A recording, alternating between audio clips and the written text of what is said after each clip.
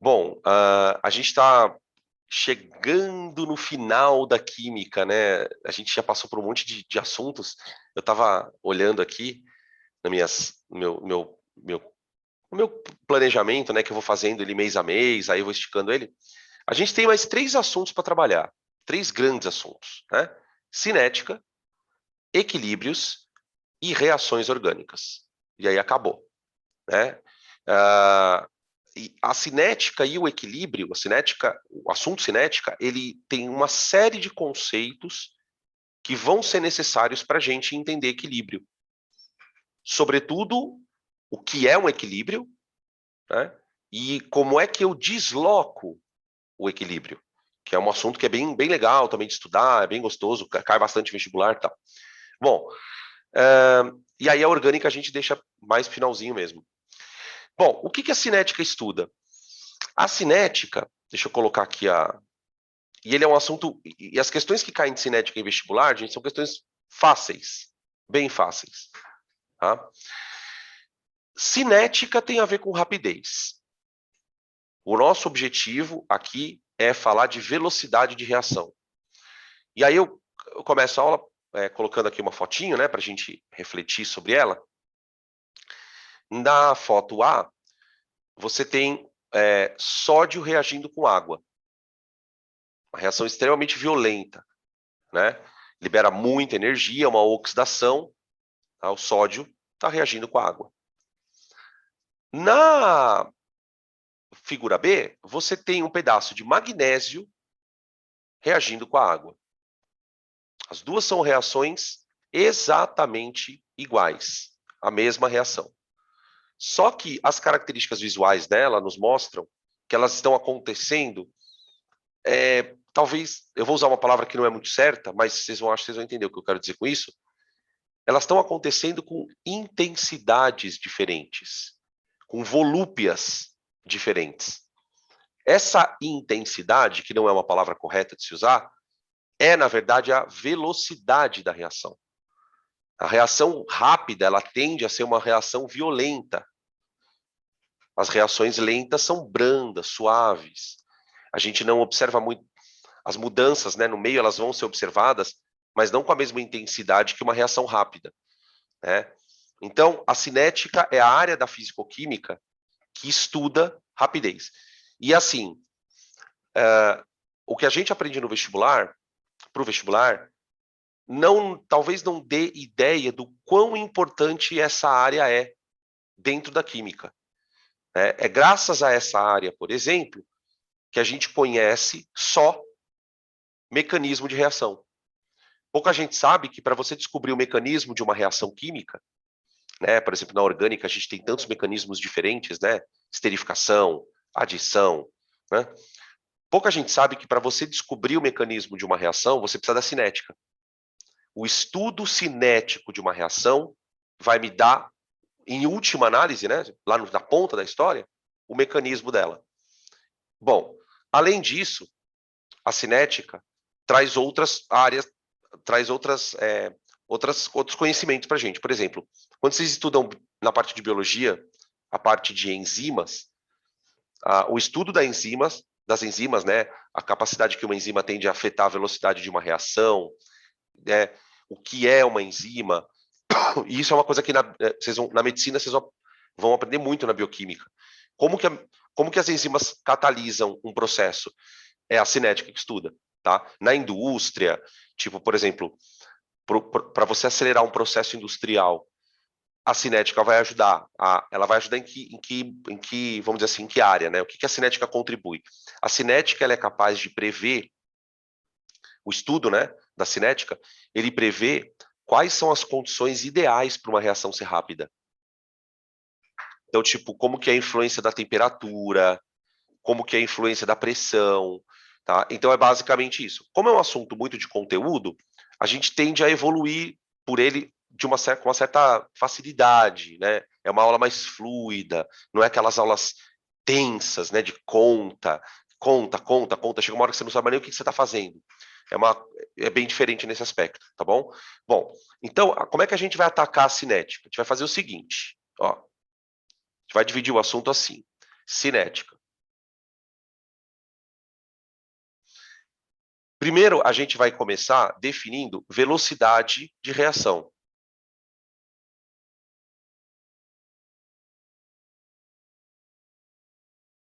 Vamos falar de velocidade média, velocidade instantânea, né? O que diferencia uma da outra, beleza. Vamos fazer um estudo mais como se fosse uma cinemática, né? Como é que é a velocidade de uma reação? Ela é constante? Ela varia? Ela aumenta? Ela diminui? Como que é, né? Tá, beleza. Aí a gente vai descobrir uma coisa na hora que a gente estiver estudando velocidade de reação, a gente vai descobrir uma coisa. E essa descoberta vai dar origem a uma teoria chamada teoria das colisões. Teoria das colisões. A teoria das colisões, ela foi a primeira teoria que tentou dizer como acontece uma reação. Né? O próprio nome já é meio sugestivo, né? Teoria das colisões, quer dizer, eu preciso propor que as moléculas para reagir vão ter que se encontrar, o que é super lógico. Tá? Então aqui a gente define energia de ativação, fala de complexo ativado, apresenta os gráficos, né, de reação endo e exo, né, que a gente tá na sequência aí da parte de termoquímica e tal. Bom, e aí a gente entra no desfecho da história. Depois que a gente aprender como que uma reação acontece, né, quais são os passos determinantes para uma reação ocorrer, a gente fecha com os fatores que afetam a velocidade da reação. Fatores que afetam a velocidade das reações.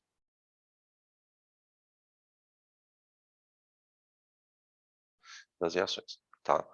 A gente estuda a influência da temperatura,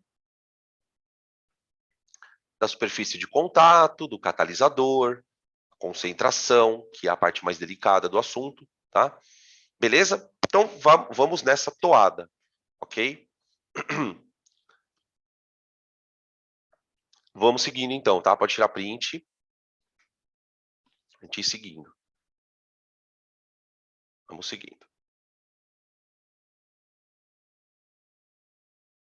Tá aqui. Bom, essas figuras vão ajudar a gente a entender como é que a gente conceitua a velocidade de uma reação, tá? Espera aí.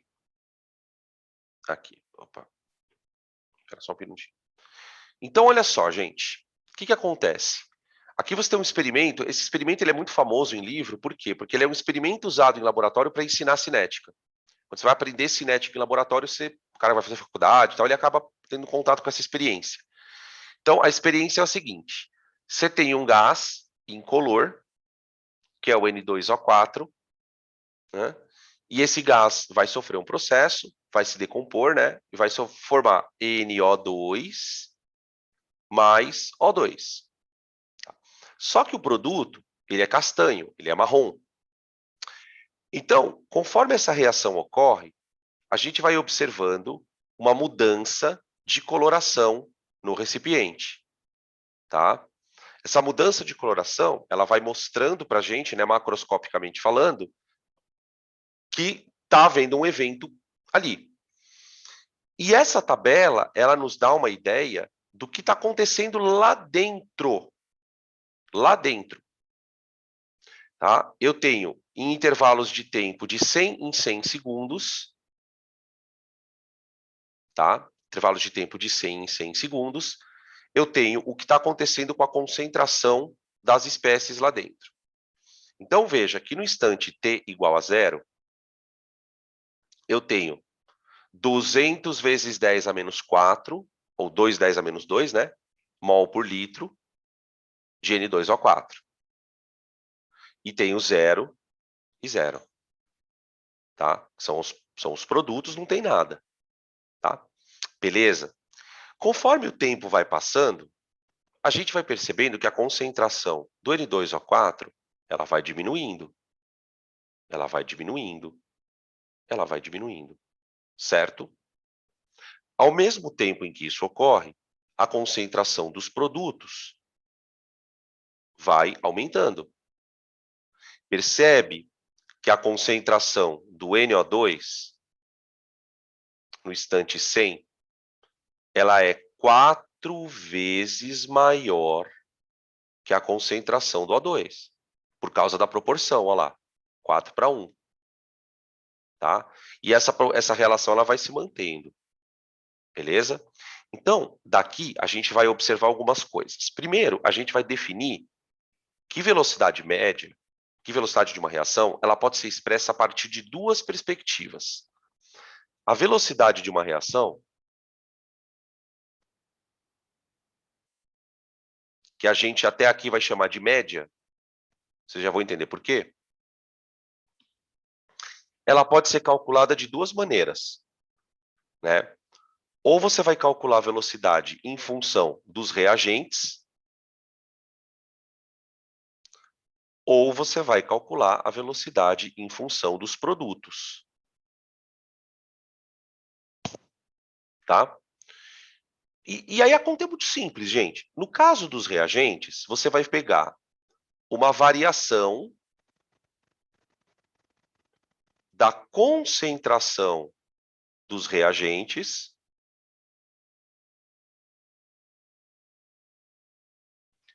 dividido pelo intervalo de tempo que você quiser. Você pode calcular a velocidade entre 0 e 100, entre 100 e 200, o ΔT que você quiser, né? Tudo bem? Bom, e aí depois a gente vai discutir essa questão mais ainda adiante, tá? Bom, produto, a mesma coisa. Variação da concentração de produtos. Tá? Para quem não lembra, gente, eu estou colocando a concentração do produto entre colchetes, porque nós estamos expressando ela em mol por litro. Então, toda vez que eu expresso em mol por litro, eu tenho que fazer isso entre colchete. Então, a gente coloca assim, tá? Dividido pelo tempo. Tá? Só um comentário breve. A velocidade, ela não precisa ser calculada pela variação da concentração. Pode aparecer numa tabela, por exemplo, como são gases, esses caras que estão aí, ele pode colocar, por exemplo, a pressão de cada gás lá dentro. Então, você pode calcular pela variação da concentração, você pode calcular pela variação da pressão, você pode calcular pela variação de massa, o que o exercício te der, tá? Não ache que essa fórmula é engessada. Puta, tem que ser.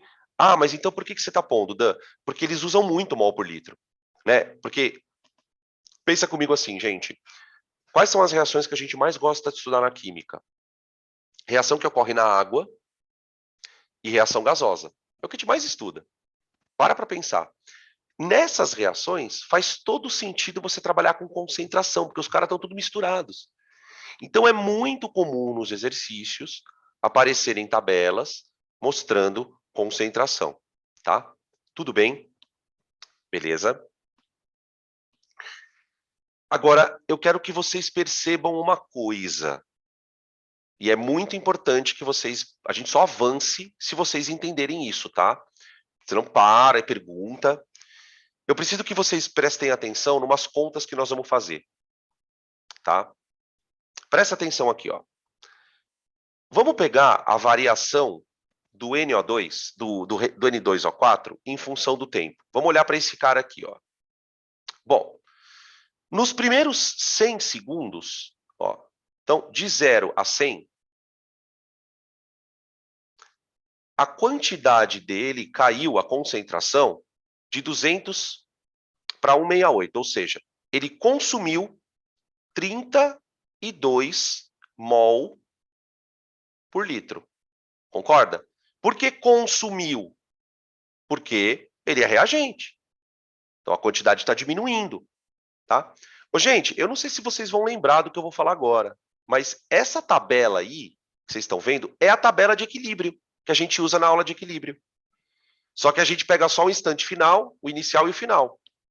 Você pega quanto tinha, quanto sobrou. Tá? Aqui é uma tabela que vai em tempo real, vamos dizer assim, né? Tá, beleza. Agora, eu quero que vocês percebam o seguinte. De 100 até 200, ou seja, em 100 segundos, ele foi de 168 para 142. 168 para 142, ele consumiu 26.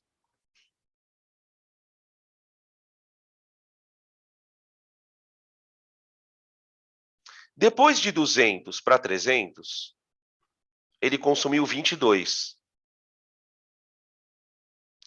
Depois de 300 para 400, ele consumiu 19. Vocês estão percebendo o que está acontecendo? Alguém poderia me dizer o que está acontecendo aqui, gente? De 100 em 100 segundos, o que eu estou percebendo é que ele vai consumindo cada vez menos no mesmo intervalo de tempo, certo? Se você fizer essa observação para o produto, tanto para o produto NO2 como para o produto O2, você vai perceber que eles também estão seguindo esse padrão. Olha só, quer ver? Aqui ele produz 64, ó. 64. Aqui ele produz, deixa eu ver, 116 para 64, 52, ó lá. Depois, 116 para 160, 44. Então, a gente vai perceber uma coisa muito, muito importante. A velocidade de uma reação não é constante. Se você pegar intervalos de tempo diferentes, para cada intervalo de tempo você vai encontrar uma velocidade média. Que é o que caracteriza como se fosse um movimento que varia, né? Na física. Né? Lembra que quando a gente aprende move, a gente aprende isso. Olha, no move, a velocidade média não é a mesma que a instantânea. Aqui nós estamos propondo exatamente isto. Então eu vou escrever aqui, ó. A velocidade instantânea diminui com o tempo. A velocidade instantânea diminui com o tempo. Não é por causa do tempo, né, gente? Óbvio, a gente vai descobrir que não é por causa do tempo. Do jeito que a gente fala, parece que é porque o tempo passa, a velocidade diminui. Não. Isso vale, né, tanto para o reagente, então quer dizer, o reagente, ele consome mais violentamente no começo. Assim, como consequência, né, o produto vai ser formado mais violentamente no começo. Tá? Só para vocês terem noção como isso é importante, quando a gente mede velocidade de reação no laboratório, sabe qual é a velocidade que a gente mede? É a inicial. A velocidade inicial é a que a gente mede no laboratório. Tá? Porque a gente sabe que a partir da inicial, a gente sabe que ela vai diminuir com o tempo. Tá? Então, a gente pode concluir, na verdade, que a velocidade inicial da reação é a máxima. Ela só vai perdendo velocidade com o tempo. No final, ela vai ficando mais lenta, até a hora que ela para. Né? A gente pode expressar isso por gráfico. Presta atenção nesse gráfico, ó.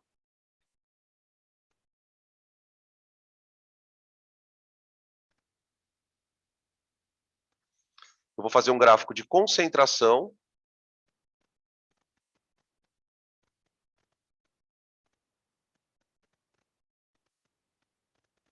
em função do tempo. Tá? Beleza?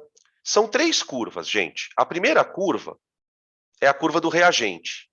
Ela começa no 200, cai e vai parar, sei lá, mais ou menos por aqui, ó, no 61.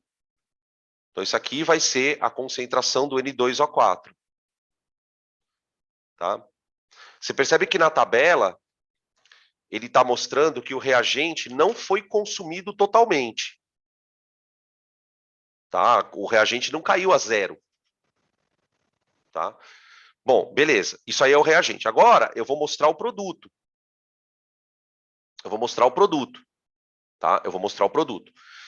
Bom, eu tenho dois produtos, né? Eu tenho um produto que é o NO2,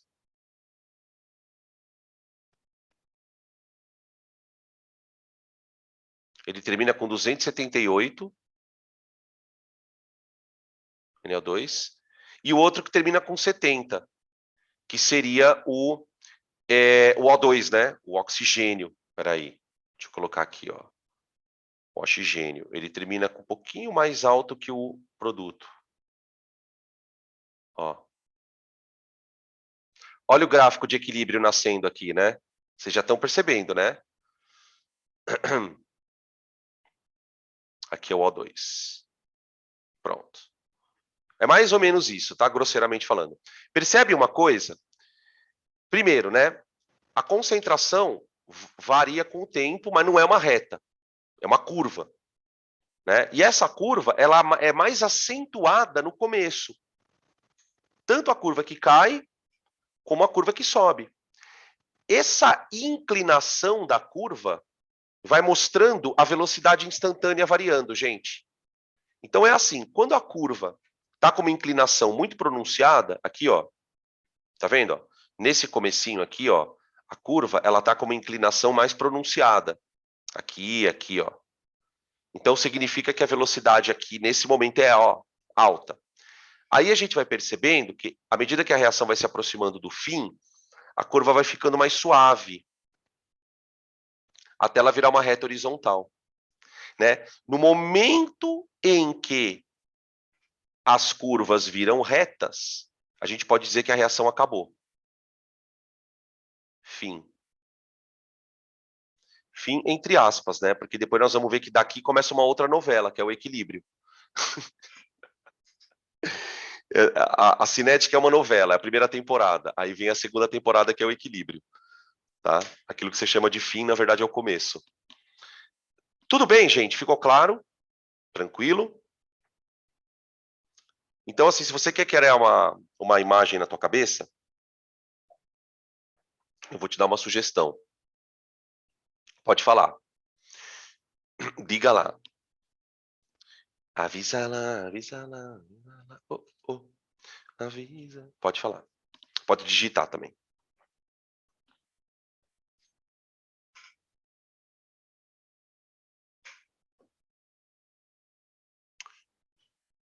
Pode, pode, pode. Pode sim. Eu poderia falar que a tangente das curvas é a velocidade? Sim. Na verdade é assim, não é bem a tangente da curva, né? Porque a curva ela tem uma tangente diferente em cada ponto. Por exemplo, o que você pode falar? Vamos pegar um ponto aqui, ó. Pega esse ponto aqui. Agora imagina uma reta tangente nesse ponto. Tá? Essa reta tem uma inclinação, não tem? Tá. A tangente desse ângulo é a velocidade instantânea. A tangente desse ângulo. Agora, presta atenção que interessante. Se você pegar um ponto aqui, ó, pensa numa tangente aqui, ó. Você percebe que a tangente é mais inclinada? Então ela tem um ângulo maior. O ângulo, né? O ângulo é maior, mais inclinado, então a tangente é maior. Então a velocidade instantânea é maior. Tá? Gente, deixa eu contar um negócio para vocês. Só um detalhe. Isso que você tá fazendo, isso que a gente está pensando aqui, vale para cinemática. Num gráfico de movie, no gráfico de movie, o gráfico de movie é uma parábola, não é? Assim, ó, gráfico de movie. A tangente em qualquer ponto aqui, ó, da reta, é a velocidade instantânea. Tá? Isso vale para várias situações. Beleza. Então vamos continuar. Bom, daqui a gente pega dessas reflexões, a gente vai pegar um gancho com a seguinte, com a seguinte pergunta. Por que a velocidade diminui com o tempo? o que acontece lá dentro para que a velocidade diminua, tá? É justamente essa descoberta que fez com que os químicos criassem, né, não, óbvio, não foi do dia para a noite, a teoria das colisões. A teoria das colisões, ela vai tentar entender por que a reação diminui a sua velocidade com o tempo, tá bom? Bom, vamos entrar então na segunda parte da história.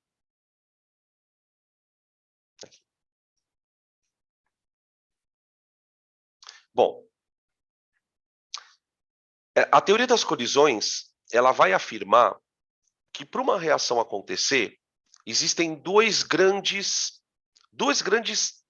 gargalos, vamos usar essa expressão. São dois obstáculos para uma reação acontecer. O primeiro obstáculo é um obstáculo que você meio que não controla. Por quê? Porque ele depende de afinidade química. As coisas precisam reagir. Então, um ácido reage com uma base. Né? Aqui nessa figura, né, o que essa lata está fazendo aqui com essas pedras? Na verdade, pessoal, essa imagem ela é muito interessante porque isso aqui não é pedra. Isso aqui é pedaço de sódio. Isso aqui é pedaço de sódio. Tá? E esse líquido aqui não é água. Esse líquido aqui é benzeno. O sódio é um metal tão reativo que ele reage de maneira explosiva com o ar. O próprio ar faz o sódio pegar fogo. Tá? O sódio, o potássio, ele é um metal que se deteriora rapidamente no ar. Então você guarda o sódio numa atmosfera livre de oxigênio, que é um meio onde você tem um líquido aqui que não reage com ele. Tá? Então, afinidade química é tudo.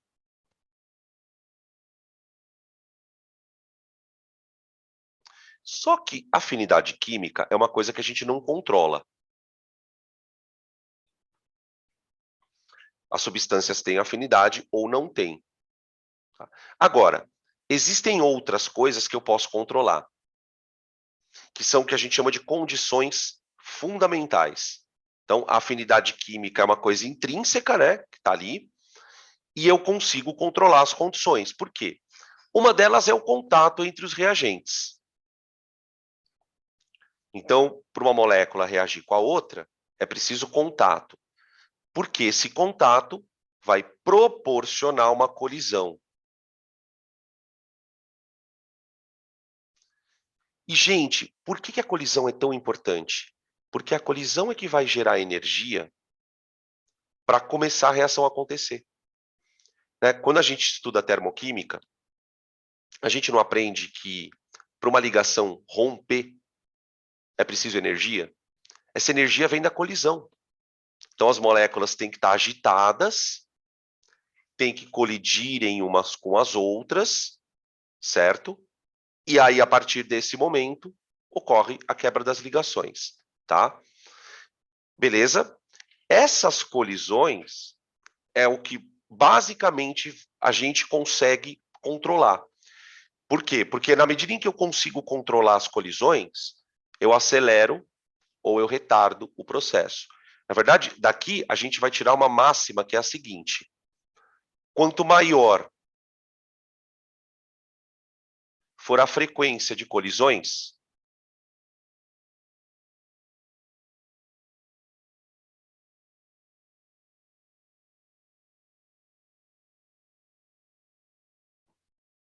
maior será a velocidade. Para pensar um pouquinho, gente. Vê se não faz sentido. Pensa em uma molécula A reagindo com uma molécula B para virar... Fazer aqui embaixo, vai, peraí, que aí fica mais fácil.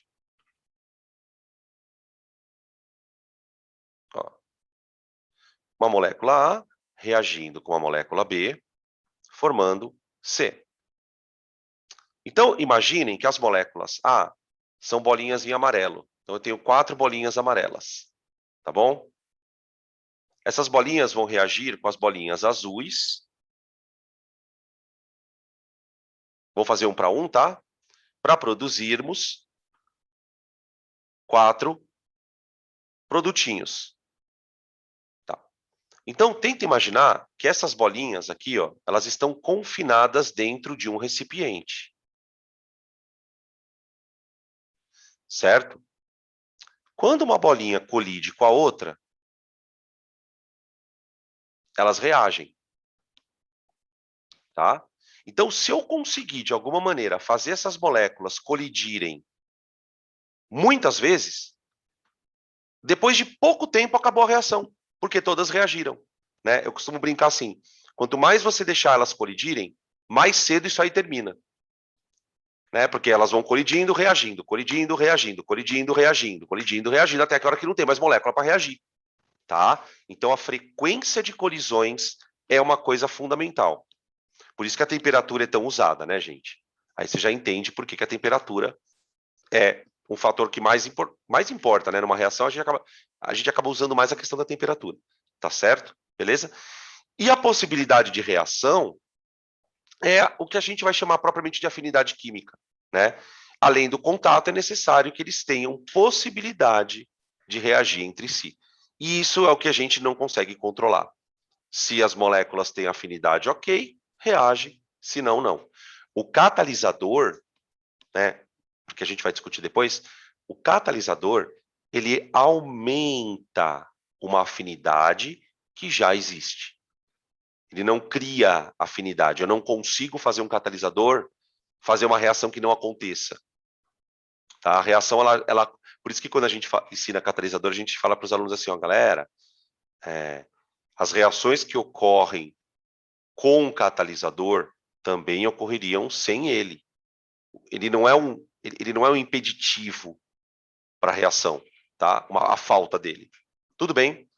Beleza? Continuando. Vamos que vamos.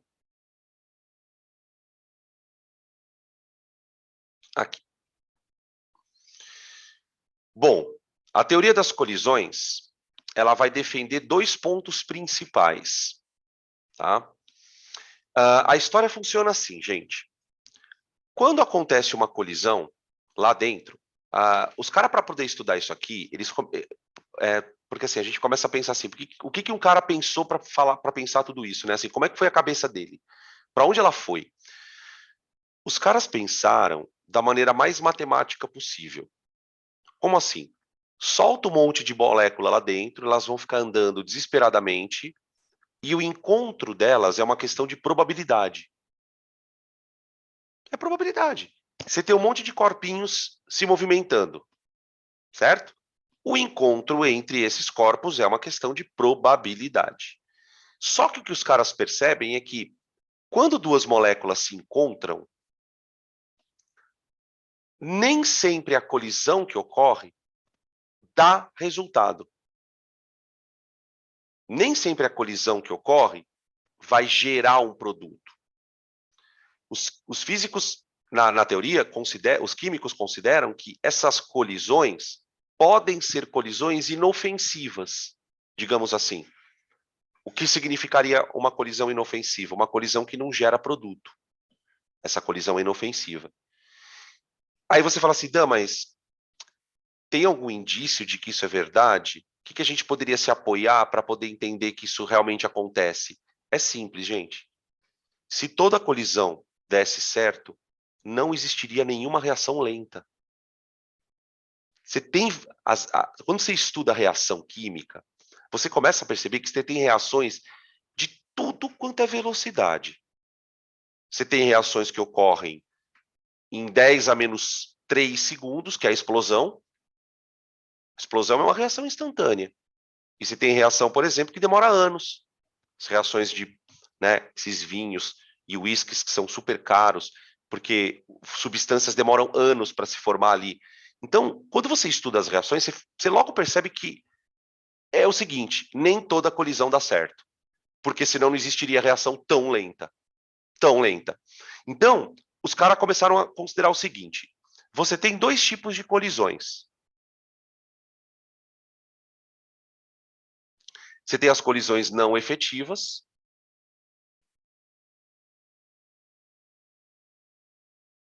que não nos interessam, e tem as colisões efetivas. Então, olha que coisa de louco. Para você avaliar a velocidade de uma reação, você tem que pensar em 3 probabilidades. Ou melhor, em 2 probabilidades. Primeira, qual a probabilidade de ter uma colisão?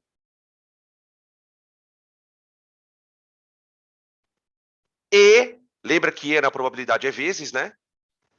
Qual a probabilidade desta colisão ser efetiva? Tá? Bom, então a gente tem 2 frentes para atacar. Se eu quero acelerar uma reação, eu aumento colisões e tento dar um jeito de aumentar as efetivas, né?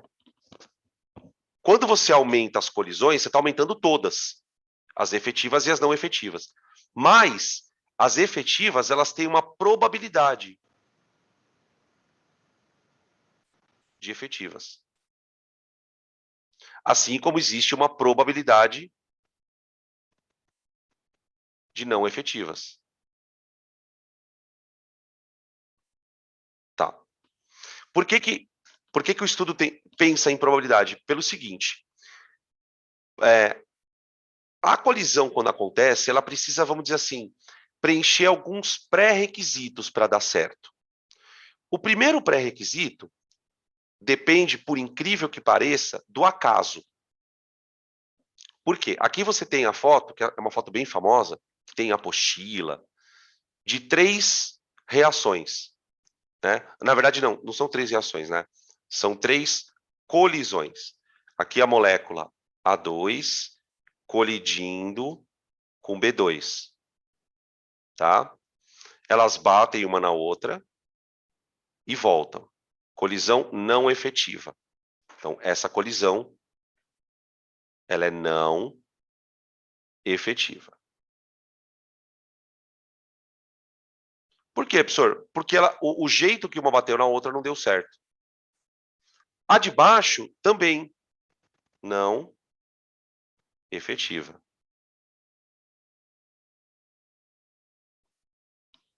A colisão que deu certo foi a 3. Elas estavam posicionadas de uma maneira adequada. Percebe? E é um negócio muito louco isso, né? Se imaginar que isso acontece com molécula, tá? Então, esse fator, ele é chamado de geometria adequada. A colisão tem que ter uma geometria favorável. Ou seja, a molécula tem que bater na outra do jeito certo, no lugar certo, tá?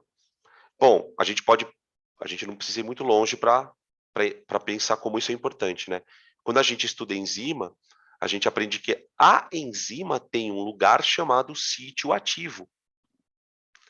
A molécula, para ela sofrer a catálise da enzima, ela precisa encaixar no sítio ativo. Então, quer dizer, a maior prova de que essa questão da geometria é importante é esse estudo das enzimas que a gente acaba falando tanto em aula, né? Tá bom? Bom, então, de uma certa maneira, essa questão da geometria ela é meio aleatória, né? Porque as moléculas estão ali se movimentando, tá? Esse problema da geometria, viu, gente? Ele é muito pior quando a molécula é grande. Molécula pequena, quase sempre quando ela colide dá certo.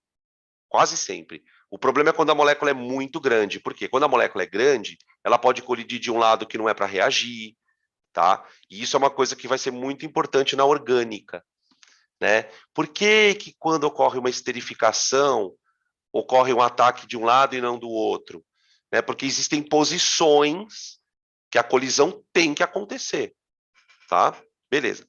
E tem uma outra coisa que eu vou mostrar no outro slide, que é a energia de ativação.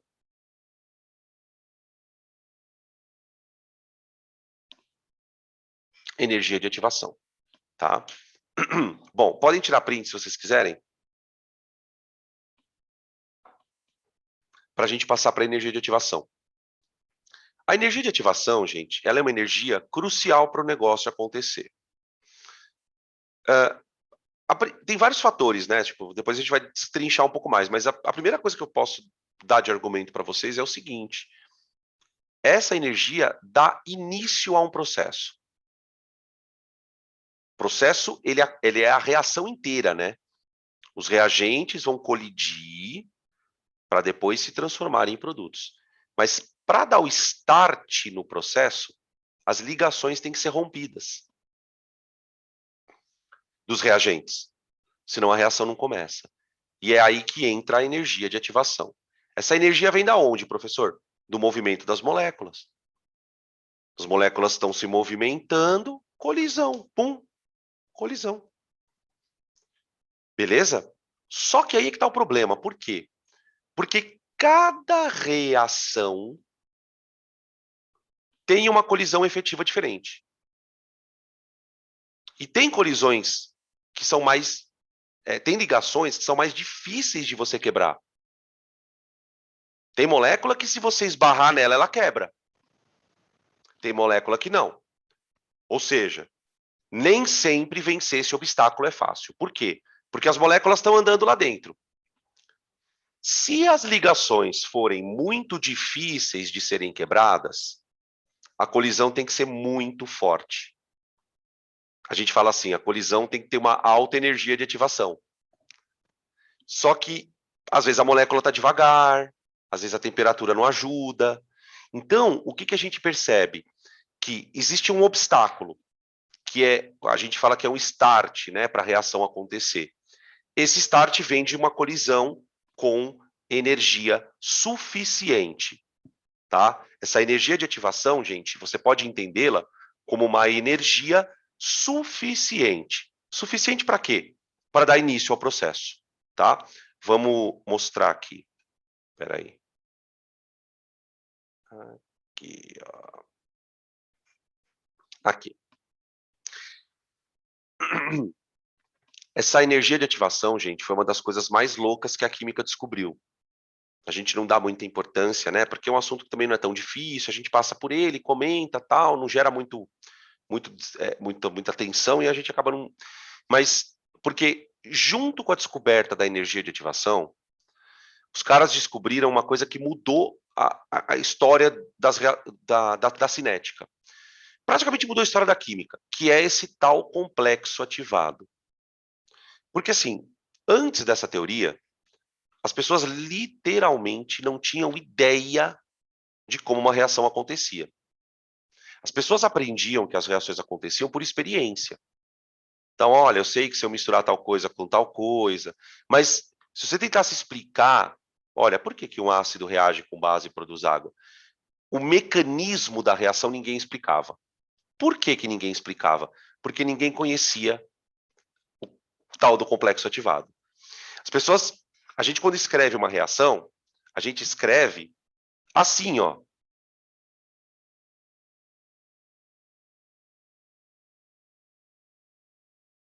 Uhum. Não é mesmo? Só que a gente, ao escrever dessa maneira, desconsidera que existe um estado intermediário. Os reagentes e os produtos, eles não são as únicas coisas que você encontra lá dentro. Se você olhar numa reação química e procurar, você vai encontrar reagente, vai encontrar produto, mas vai encontrar uma coisa estranha. Essa coisa estranha, ela fica pouco tempo ali. Ela se forma e depois se transforma, tá? Que é o complexo ativado. O complexo ativado, gente, ele tem duas características. Ele é transitório.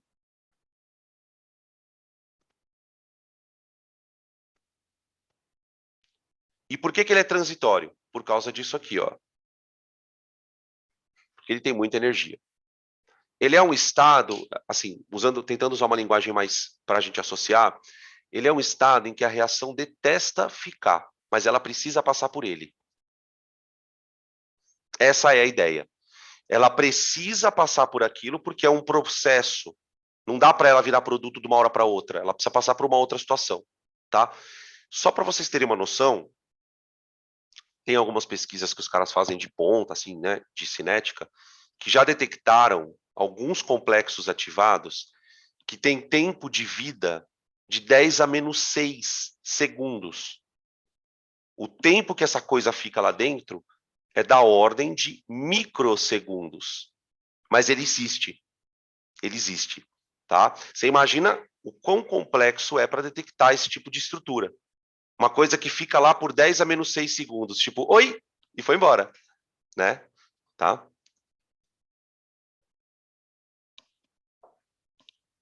Outra coisa que eu queria comentar com vocês é o seguinte. Quem assistiu a aula de termoquímica vai lembrar disso aqui, ó.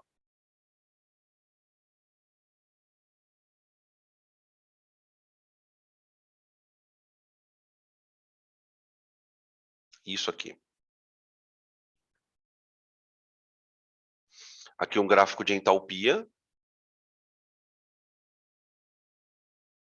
que é a energia, né, das espécies químicas. Aí aqui eu vou colocar reagente. E aqui eu vou colocar produto. Produto. Essa diferença aqui é o ΔH, não é? E isso para uma reação endotérmica. Se a reação for exotérmica, aí você tem diferente. Entalpia. Então vamos colocar assim, reagente.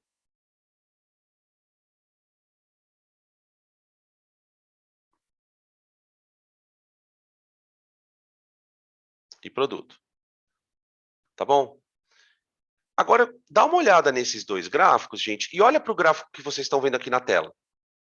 Ele é o mesmo gráfico, né? No caso é uma ESO, mas ele tem o calombo, aquele famoso calombo, né? O calombo, gente, ele passa a mostrar, então, a energia do complexo ativado. Do complexo ativado, que é esse estado intermediário aqui, tá? Tomem cuidado para não confundir duas coisas. Esse ponto aqui, ó, é a energia do complexo ativado. Agora, essa diferença de energia aqui, ó, é a energia de ativação, tá? Essa energia, ela é a energia que o reagente precisa ganhar, tá vendo, ó, para virar complexo ativado. Se o reagente não ganhar essa energia, galera, não tem como a reação acontecer. Quer dizer, aquela colisão não vai ser efetiva, né? Vamos lembrar que ao mesmo tempo em que essa colisão está acontecendo, você tem zilhões de outras ao mesmo tempo. Então, pode ser que essa colisão não tenha energia, mas a do lado está tendo. A do lado está tendo. Está tendo energia? Está tendo, sim. Tudo bem, gente? Então, tentem enxergar que esse evento ele acontece ao mesmo tempo, várias vezes por segundo. Várias colisões. Então tem uma colisão que não está dando certo, mas a do lado está dando certo, a outra não deu. Aquela molécula que colidiu, mas não deu certo, vai colidir com uma outra. Porque o que acontece? Lá dentro tem molécula com tudo quanto é velocidade. Lembra que a temperatura ela expressa uma velocidade média das moléculas.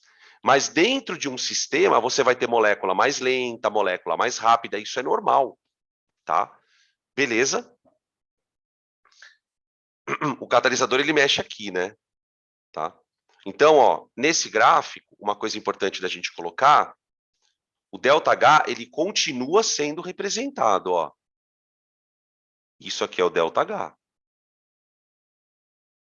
Só que agora a gente afastou as duas linhas horizontais, né? A gente afastou elas assim, ó, e colocou o negócio no meio, tá? O complexo ativado. Beleza. Podem tirar print.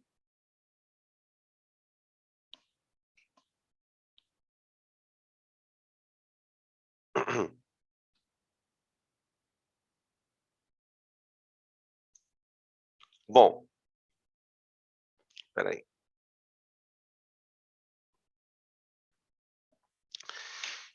Então, o que a gente sabe até aqui? Eu sei que a reação tem uma velocidade. Eu sei que essa velocidade varia. E agora eu entendo um pouco por que ela varia. Ah, entendo? Entendo.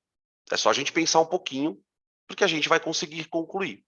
A gente acabou de mostrar, aqui no slide anterior, aqui, ó. Aqui. Que tudo acontece por causa de colisão. Tudo acontece por causa de colisão. Quanto mais colisão, mais rápido a reação ocorre. Conforme a reação vai se desenrolando, os produtos, aliás, os reagentes vão se transformando em produtos. Então, aquela quantidade de molécula de reagente que você tinha no começo vai diminuindo. Então, as colisões vão ficando mais escassas, né? É mais ou menos assim, né? Eu vou fazer uma analogia meio bobinha, mas assim. Imagina que você tenha numa festa 200 pessoas, tá? Meninos, meninas, não importa. E dali vai sair 100 casais. Então, a coisa funciona assim. Brincadeira, todo mundo fecha os olhos, tá? E quando uma pessoa encontrar outra, você tem que dar a mão e sair da festa, do salão. Então você tem 200 pessoas andando, colide, dá a mão e sai da sala. Gente, você concorda que no começo é muito mais provável que você encontre uma pessoa do que no final? Imagina os dois últimos coitados que ficarem na sala, com os olhos vendados andando. Qual é a probabilidade desses caras um bater no outro? Então, é natural a gente imaginar que a reação vai ficando lenta. Por quê? Porque à medida que o tempo passa, a probabilidade de uma colisão acontecer é menor. É menor. Então a reação vai perdendo intensidade, ela vai perdendo força, ela vai ficando lenta. Ficou claro? Porém, eu consigo mexer nisso. Eu consigo aumentar a chance de ter colisão. E aí entra, que é o slide que eu vou mostrar aqui, ó, o tópico que mais cai, que são os fatores que afetam a velocidade das reações. Tá? Então, a gente vai olhar para esses fatores e vai tentar entender o que cada um deles faz na reação. Tá? Bom, variação de temperatura. Variação de temperatura. A variação de temperatura é o fator mais fácil da gente explicar. Porque a coisa funciona assim. Quanto maior a temperatura da reação, maior a velocidade da reação. Vou escrever aqui, ó. Quanto maior a temperatura,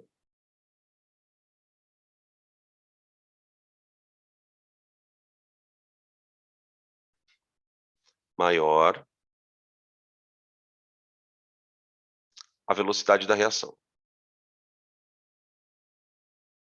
Tá. Só que existem duas explicações para isso, tá, gente? Uma explicação mais superficial, que é a seguinte. Olha, temperatura maior, as moléculas se agitam mais, a chance de ter colisão é maior. Tá? Acabou. Ponto.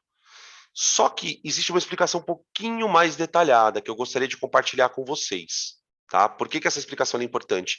Porque ela também vai te ajudar a entender o catalisador. Tá? Bom, o que acontece? Dentro de uma reação, aqui nós temos reagentes virando produtos. Opa, peraí, ó. Aqui eu tenho reagente virando produto. Para o reagente virar produto, ele precisa atingir essa condição especial aqui. O que significa isso? Tem molécula que vai bater e não reagir, tem molécula que vai bater e reagir. Por que isso acontece? Porque a energia das moléculas lá dentro é diferente. Tá? Esse gráfico, ele mostra para a gente a distribuição de energia em função de uma fração de moléculas. Como assim, professor? Vamos pegar um ponto qualquer. Ó, Vamos pegar um ponto aqui. Nesse ponto, as moléculas têm uma energia E1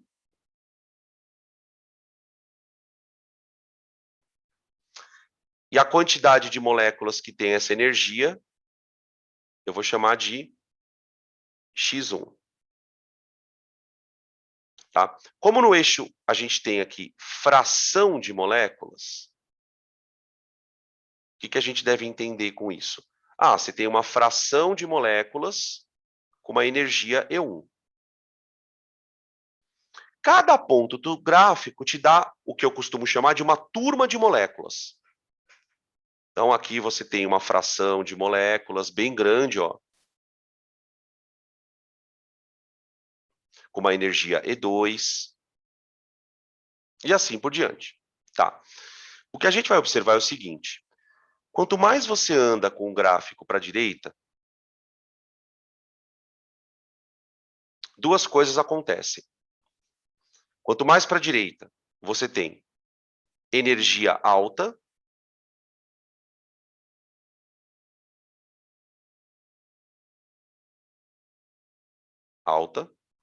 certo? Porém, uma pequena fração de moléculas.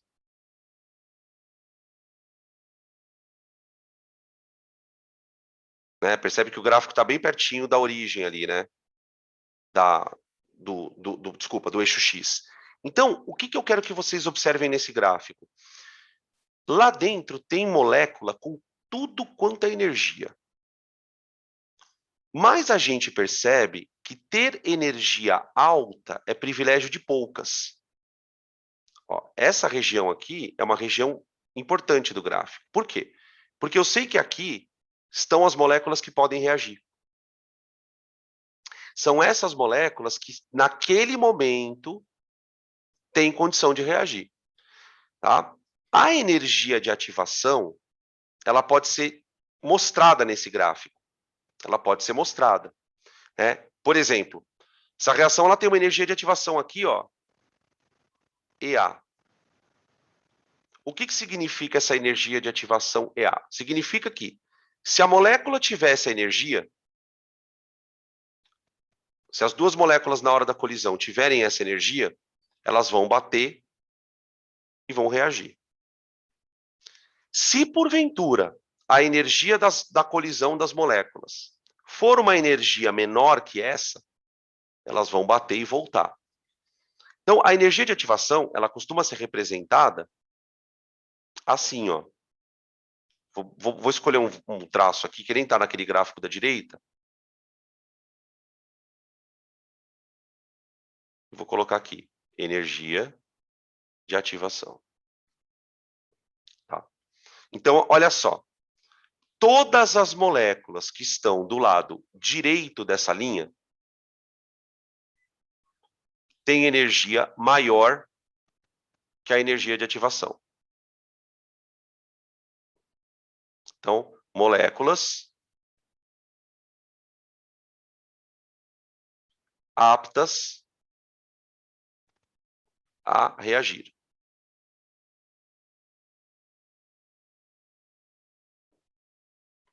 Tá? Essa energia de ativação, ela é imposta pela reação, cada reação tem a sua.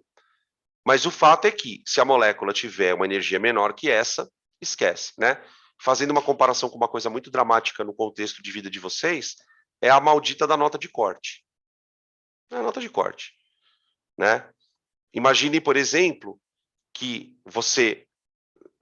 as faculdades não tivessem um número X de vagas. Não fosse assim. Ó, para você entrar, você tem que tirar 8. Enquanto você não tirar 8, você não entra. É mais ou menos isso. Então, quer dizer, você vai ficar tentando até tirar 8. A molécula é a mesma coisa, ela vai ficar colidindo até a hora que, por acaso, tiver energia suficiente. Tá, mas o que isso tudo tem a ver com a temperatura? Você está vendo essa curva aqui, que já estava desenhada aqui em branco? Ó? Essa curva. Essa curva, ela muda quando você mexe na temperatura. Tá? Olha para o gráfico da direita. Vamos nos concentrar no gráfico da direita. Ó. Essa aqui é a curva de energia das moléculas quando elas estão numa temperatura T1. Tá aqui. Tá? Percebe que o gráfico está deslocado bem para a esquerda. Tá? Quanto mais deslocado para a esquerda está o gráfico, significa que menos energia as moléculas têm. Tá? Beleza. Observe que, quando eu olho para essa energia aqui, ó, que seria a energia de ativação, somente essa parte do gráfico aqui, ó, tem energia suficiente para reagir. Tá bom? Beleza. Agora, quando eu aumento a temperatura, o gráfico ele dá uma achatada, percebe que aquele monte dele veio mais para baixo, e ele se desloca um pouco mais para a direita. E esse deslocamento é o que me interessa. Por quê? Porque quando o gráfico desloca para a direita, a quantidade de moléculas que pode reagir fica maior, ó. Então, tá vendo essa áreazinha aqui, ó, diferente, ó? Isso aqui é um acréscimo de moléculas que conseguem reagir agora porque o sistema está com maior temperatura, né? Você aumentou a temperatura, você aumenta a energia como um todo do sistema.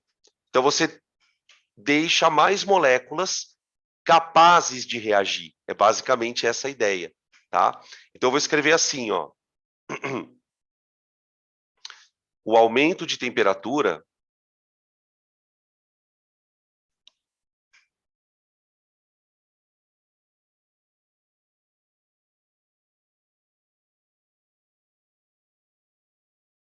aumenta a fração de moléculas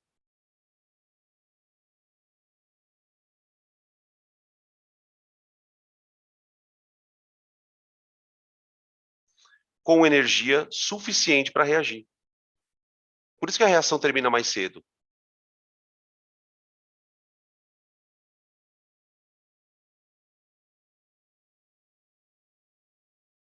Para reagir. Tá? Você tem mais moléculas energizadas, vamos dizer assim, então a chance de ter uma colisão efetiva é maior, né? Então, não é a quantidade que garante a probabilidade de reação, mas é a energia de ativação. Então, isso que você falou tá certo, tá certíssimo, mas eu acrescentaria que a concentração interfere. Porque se o sistema está muito concentrado, aí a probabilidade aumenta. Por isso que a gente fala, né, quando a gente estuda o efeito da concentração, que a concentração afeta a velocidade, não a quantidade. Né? Não adianta nada você ter muitas moléculas, mas distribuídas num espaço muito grande. Tá? E é aquela história do tipo, põe mais que vai mais rápido, né? Não. Muito pelo contrário, né? Se você puser mais, vai demorar mais para acabar a reação. Tem mais reagente, né? Tá? Mas é isso mesmo, tá? Certinho. Beleza. Então tá aí, o efeito da temperatura. Tá? O próximo efeito, vamos continuar. Continua com o próximo efeito.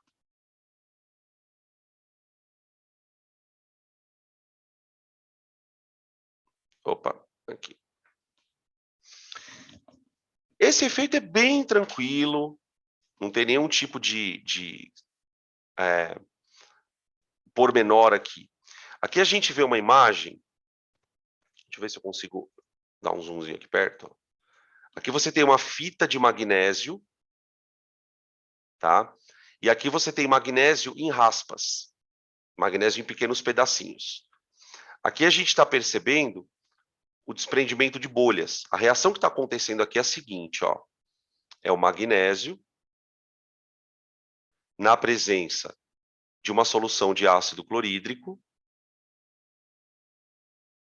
Espera aí. Está rolando um deslocamento aqui, ou simples troca. Vou colocar aqui, ó. 2HCl,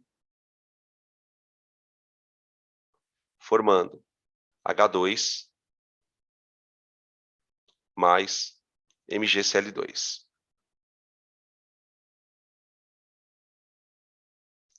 O magnésio é sólido. O HCl ele está numa solução. Então, quando você coloca um sólido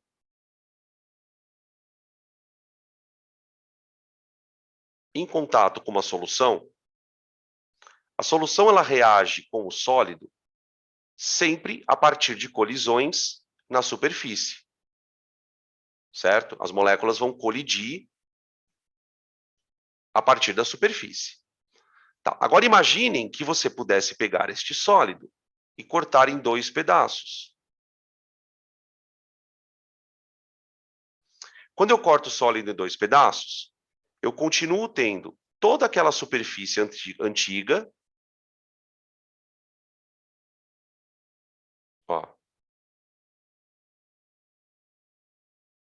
Só que eu tenho agora um acréscimo de contato. Ó. Um acréscimo de contato, porque eu quebrei o sólido.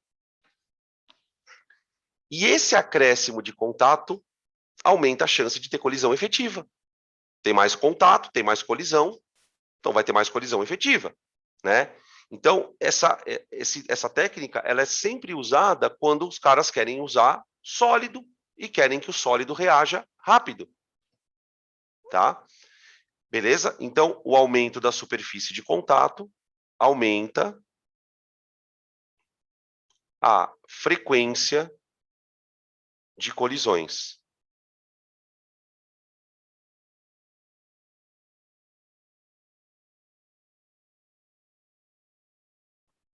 Tá bom? Vocês imaginem quando ocorre acidente, por exemplo, como aquele que aconteceu não lembro se foi no Líbano ou na Síria, ao ano passado, a explosão daquele galpão que tinha nitrato de amônio, que era um sal. Imagina aquilo pulverizado ali, explodindo. Imagina a rapidez que aquilo aconteceu. Bom, o estrago foi filmado, né? Tá bom? Então, tanto a temperatura como a superfície de contato, de maneiras diferentes, né, aumentam a frequência de colisões, né? A temperatura deixa as moléculas mais rápidas, deixa as colisões com mais energia, isso é importante. Então, quer dizer, se a colisão está com mais energia, a chance dela ser efetiva é maior, tá? E a superfície de contato, na verdade, aumenta o número de colisões, né? Ela só está fazendo isso, aumentando o número de colisões, tá bom? Tranquilo? Podem tirar print.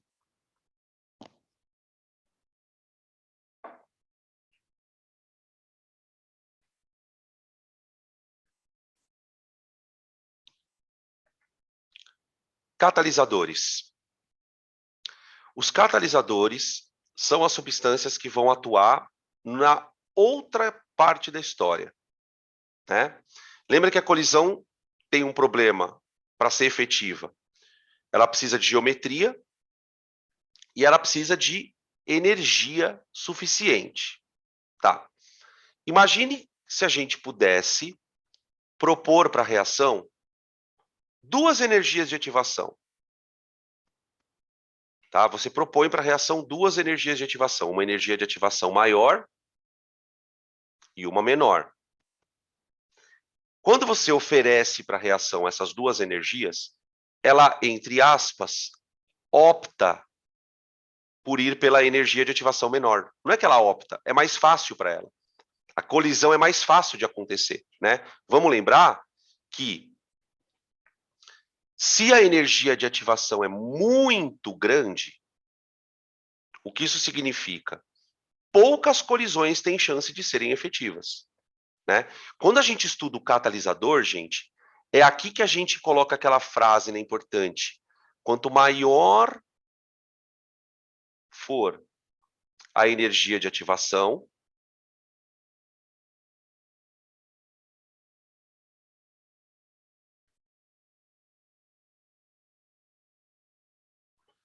menor será a rapidez. menor será a rapidez. Então, o que a gente está propondo? Quando você coloca um catalisador, você, na verdade, oferece para a reação uma outra colisão. É como se ela tivesse que fazer, ela poderia fazer a reação por um outro tipo de colisão efetiva. Só que essa colisão efetiva que o catalisador oferece é mais fácil de acontecer. Ela precisa de menos energia. Então, a gente pode usar aquele gráfico onde a gente mostrou a energia de ativação para comparar. Ó, vamos colocar aqui uma energia de ativação EA1 e uma outra energia de ativação mais para trás aqui, ó, EA2. O que a gente percebe? Quando a energia de ativação é menor, que é a que está em azul, todas essas moléculas aqui podem reagir, ó.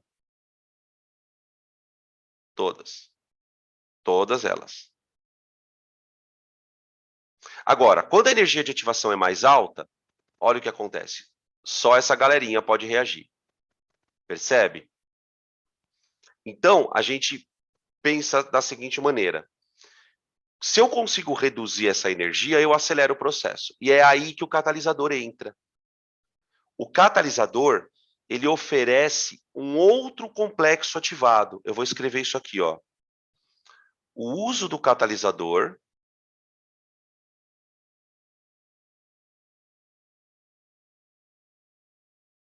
proporciona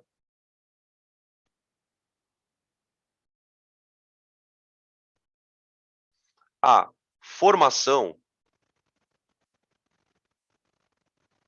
de um complexo ativado de menor energia.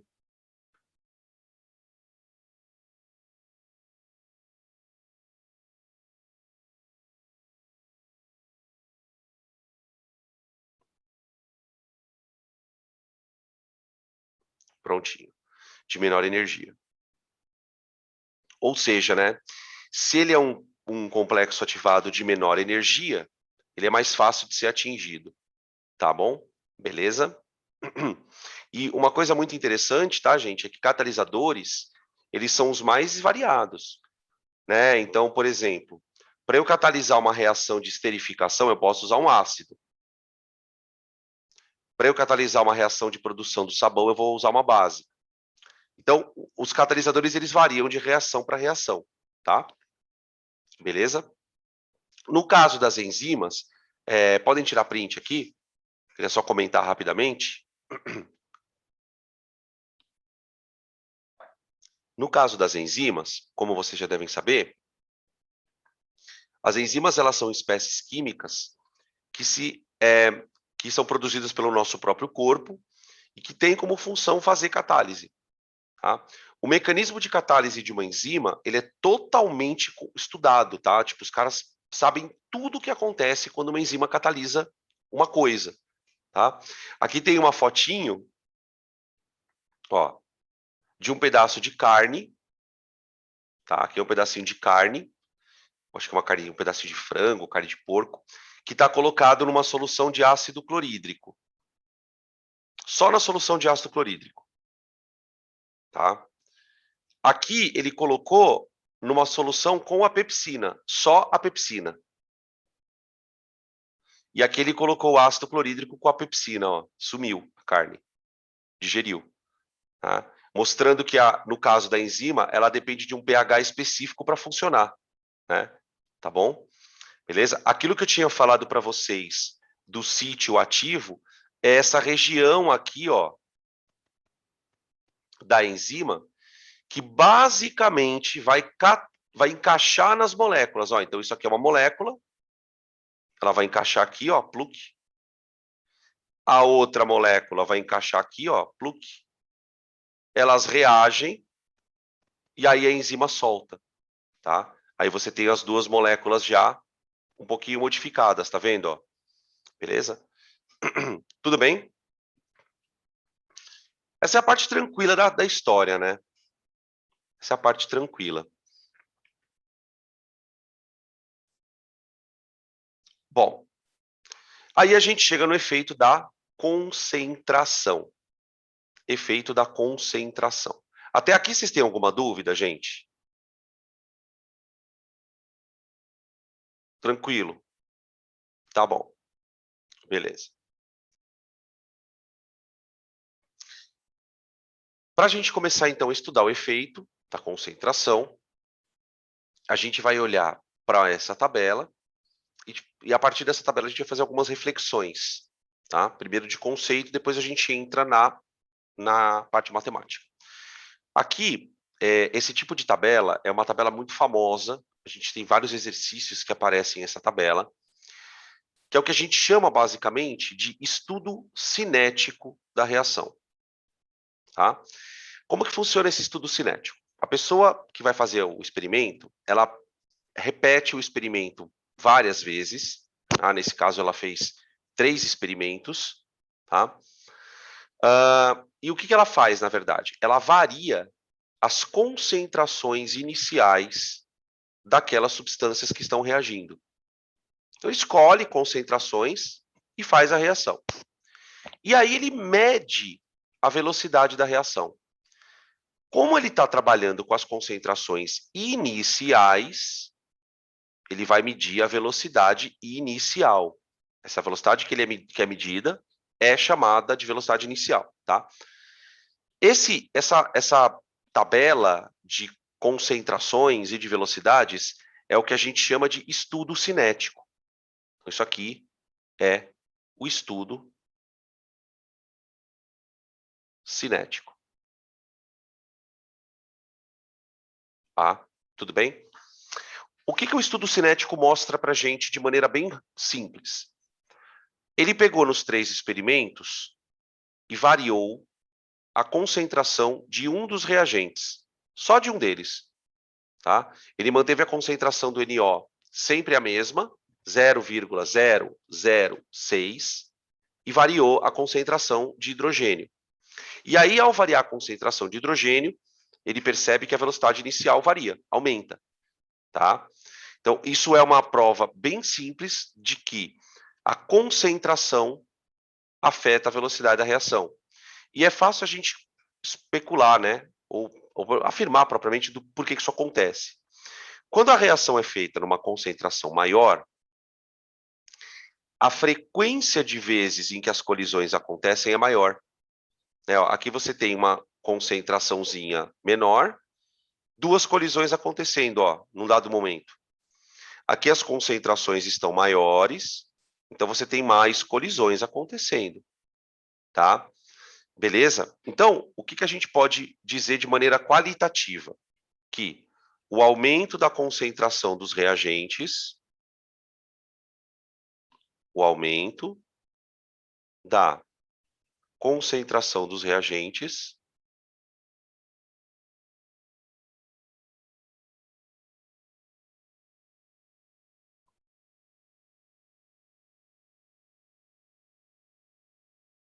vírgula, aumenta a frequência de colisões.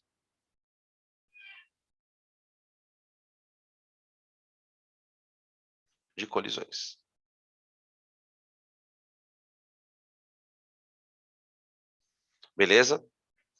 Então, quer dizer, assim como o catalisador não, assim como o aumento de temperatura, assim como o aumento da superfície de contato, a concentração também vai na mesma linha. Ela faz as moléculas baterem, colidirem mais vezes.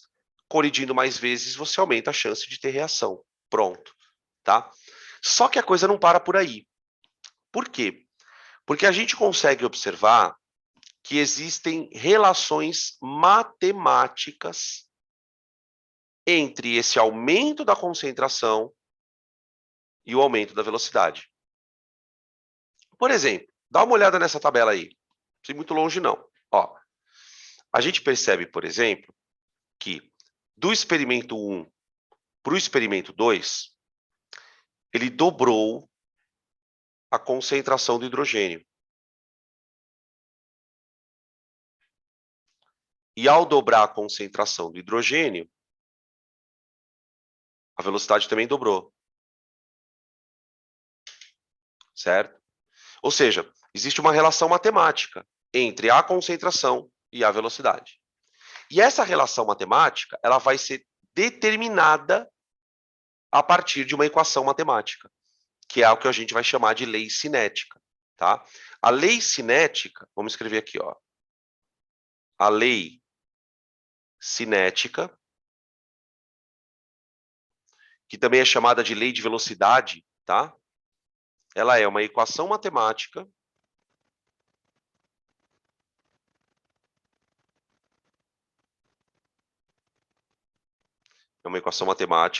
que expressa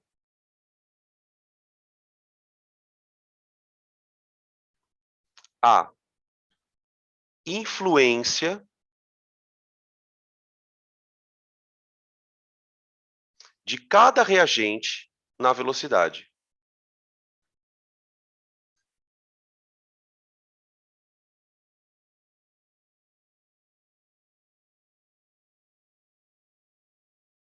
Por exemplo,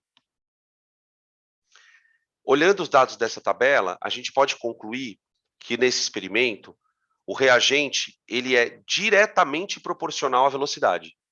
Pelo menos o hidrogênio, né? Não dá para falar nada do NO, porque o NO ele não variou a concentração. Mas é uma influência de primeiro grau. Concorda? Vai ter situações, por exemplo, em que quando você, por exemplo, dobra o reagente, a velocidade aumenta 4 vezes, tá? Então, a lei cinética, ela mostra essa influência. É uma influência de primeiro grau? É uma influência de segundo grau? Não tem influência? Muitas vezes acontece do reagente não exercer influência, tá? Beleza? O nosso objetivo, quando se trabalha com concentração, é determinar essa lei cinética. Escrever essa equação matemática, tá bom? Beleza? Então, os próximos slides, na verdade, vão discutir como é que eu chego nessa equação, tá bom? Podem tirar print.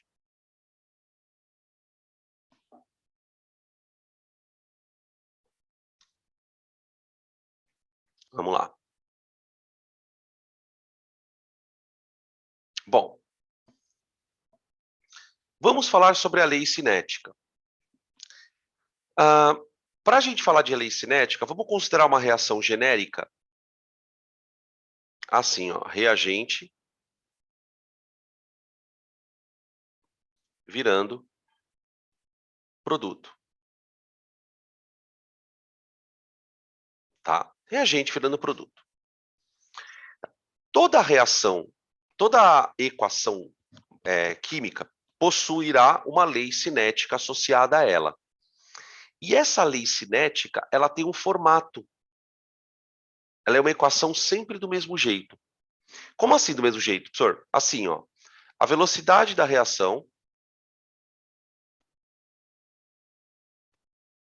ela vai ser igual a um número k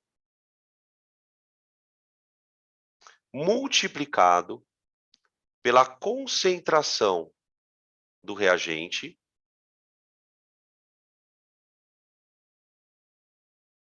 elevado a um número.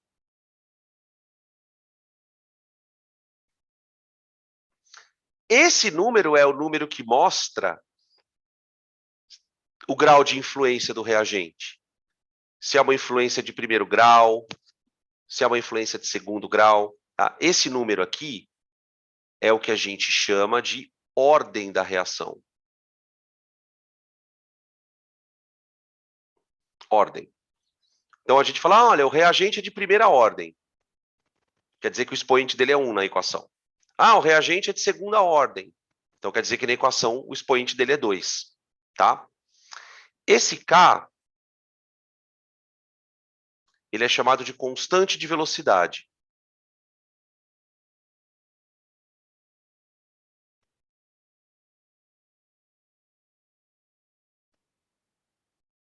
Constante de velocidade.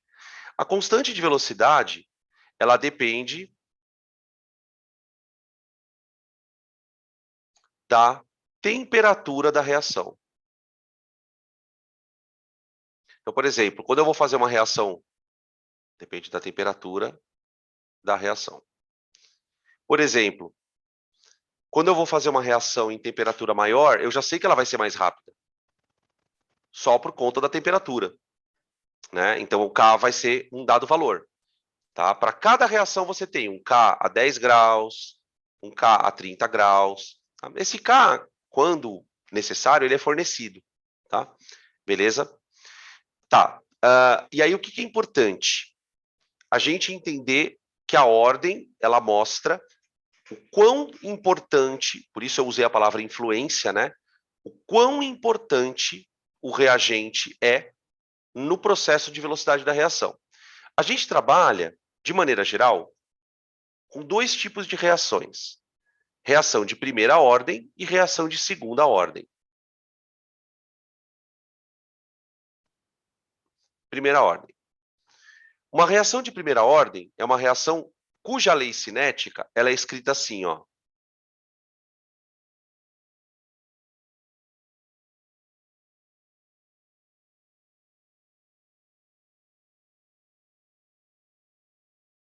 Concentração do reagente elevado à primeira potência. Tá? A gente pode usar como exemplo, para ilustrar uma reação de primeira ordem, aquela própria reação que a gente acabou de mostrar aqui, ó. Quer ver, ó? Deixa eu mostrar aqui para vocês. Volta aqui, ó. Aqui.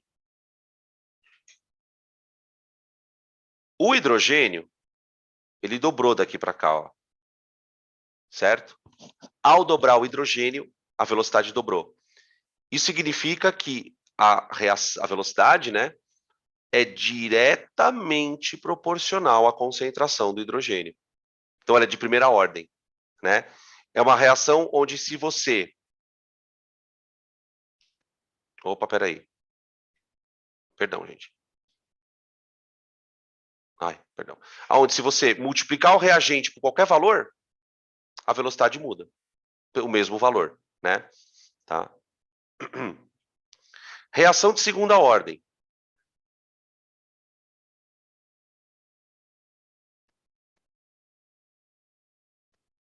Aí a velocidade da reação é igual a K multiplicado pela concentração daquele reagente, só que é elevado ao quadrado. Né? Como se fosse uma função de segundo grau, né, gente? Y, né? Se você olhar para a matemática da coisa, ó, Y igual a uma constante multiplicado por x ao quadrado. Ó. Né? Então, quando a equação é de segunda ordem, o que isso significa? Que, por exemplo, se você dobrar o reagente, a velocidade vai ser multiplicada por 2 ao quadrado. Né? Qualquer número que você multiplicar o reagente aqui dentro, ó, vou aumentar 3 vezes a concentração do reagente. A velocidade vai ficar 3 vezes 3 elevado ao quadrado. Tá? Então, reações de ordem 2 indicam que o reagente ele exerce mais influência na temperatura do que um reagente de ordem 1. Tá? É como se, para aumentar a velocidade, um dos reagentes tivesse mais efeito do que o outro. Tá? E você pode, sim, gente, ter reação com ordem 0. Você tem até reação com ordem 0.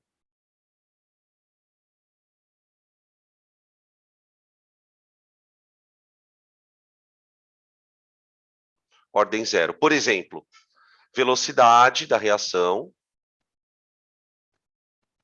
igual a K vezes o reagente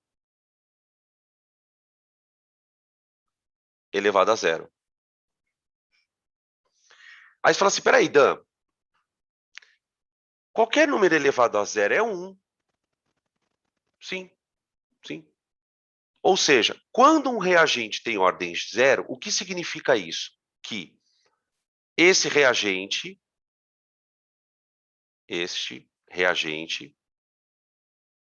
não exerce influência na velocidade.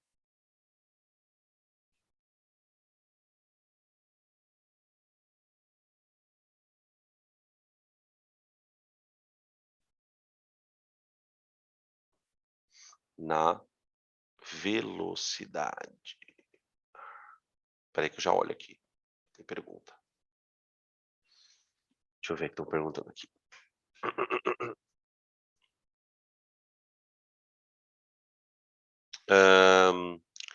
A de primeira ordem é tipo, quando dobra,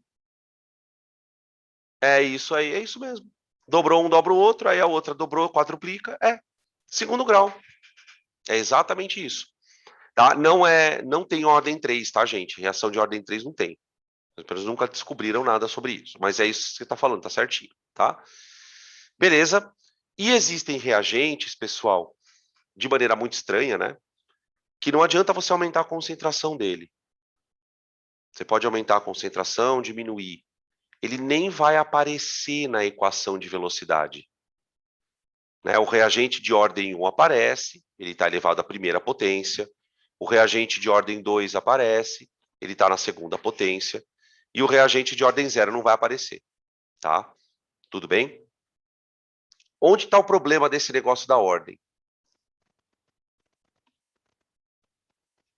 O problema está em determinar esta ordem. Porque na maioria dos exercícios, o que os caras vão te pedir quando for um exercício de lei cinética, né?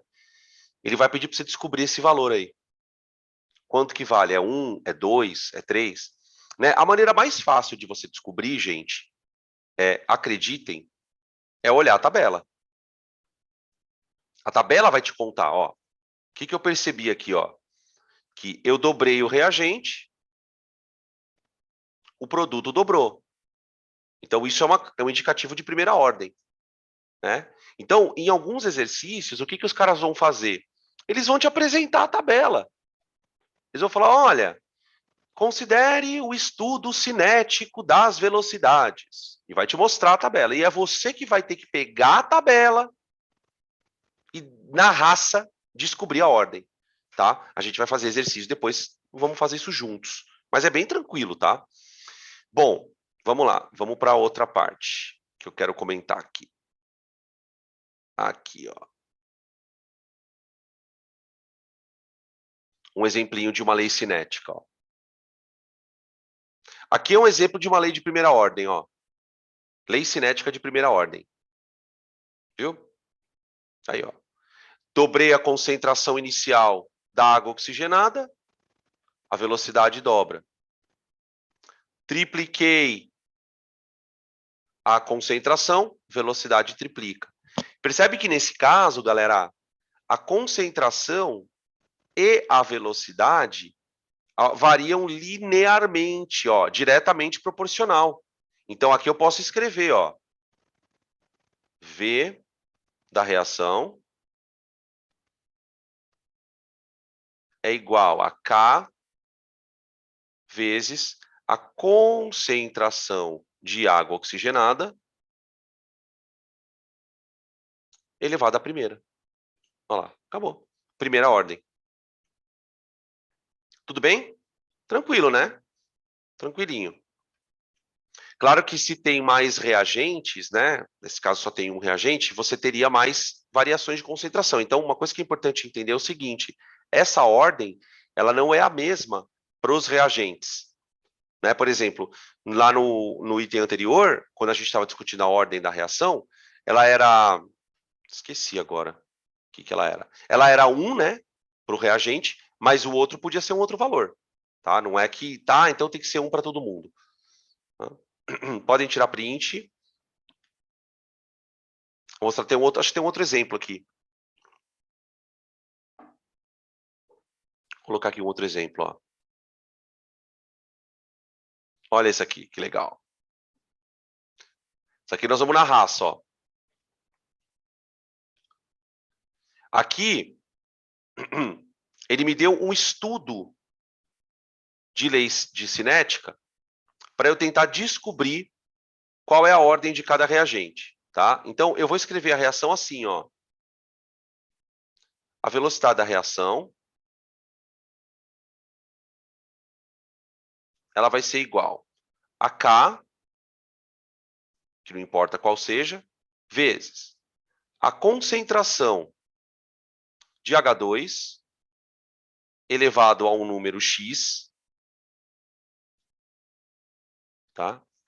Vezes a concentração de NO elevado a y. Beleza? E aí eu vou olhar para os experimentos e tentar descobrir quanto vale o x e quanto vale o y. Então, por exemplo, para que nós consigamos descobrir o x, então, para o x, você deve comparar os experimentos 1 e 2.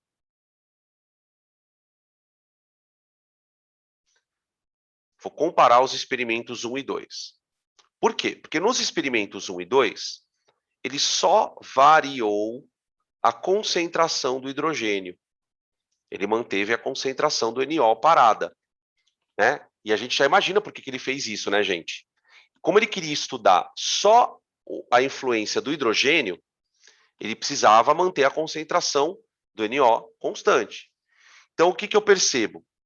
Aquela mesma situação do slide anterior, ó. Dobrei a concentração. Dobrei a velocidade. Primeira ordem. Primeira ordem. Então, x igual a 1. X igual a 1. Tá? Para eu achar o y, eu vou comparar os experimentos 1 e 2.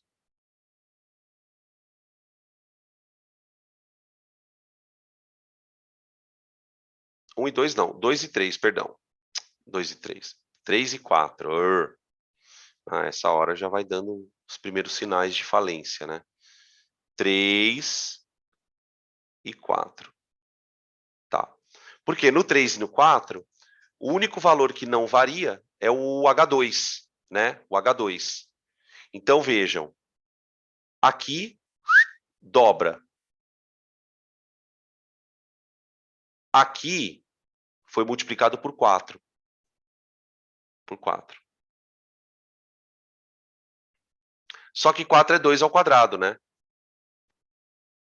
O que significa isso, né? Quando você multiplica a concentração por 2,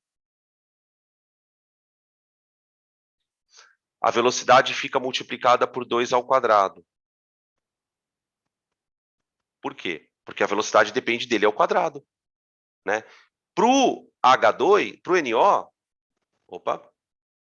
para o NO, esse valor aqui tem que ser 2, ó. Esse valor tem que ser 2. Então, quer dizer, ela é de primeira ordem para o H2. Ela é de primeira ordem para o H2 e é de segunda ordem para o NO, tá? Em alguns exercícios, costuma-se perguntar a ordem global.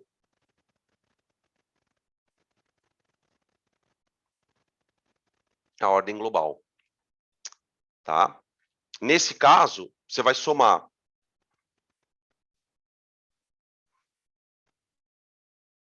Opa, peraí, gente, sem querer aqui, perdão. Você vai somar a ordem do primeiro com a ordem do outro reagente. Então, 3. Tá?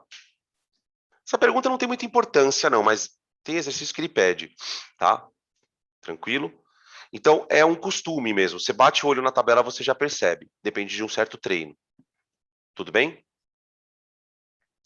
Bom, existem duas maneiras para você determinar a ordem de uma reação. Existem duas maneiras. Essa é uma, tá? É a análise de tabela. Beleza? Depois eu vou comentar algumas outras coisas com vocês na sequência. Podem tirar print.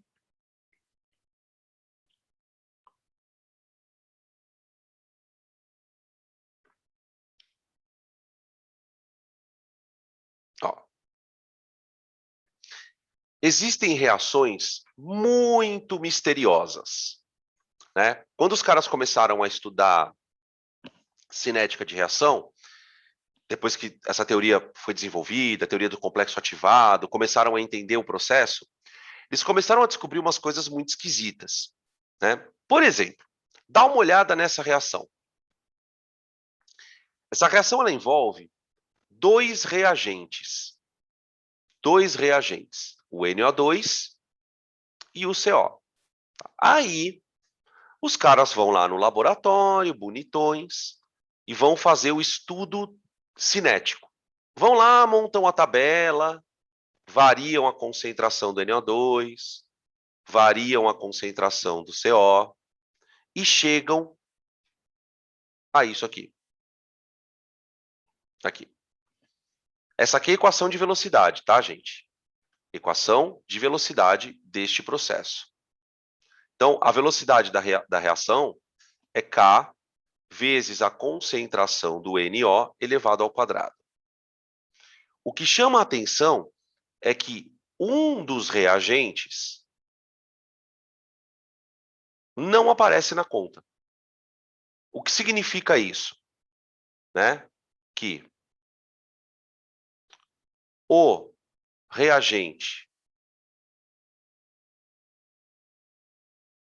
CO não interfere na velocidade.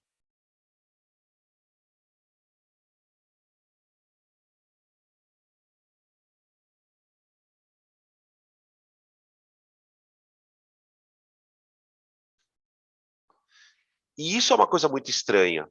Por quê? Porque a pergunta é, poxa, se o cara é um reagente, fica difícil imaginar que na colisão ele não interfira.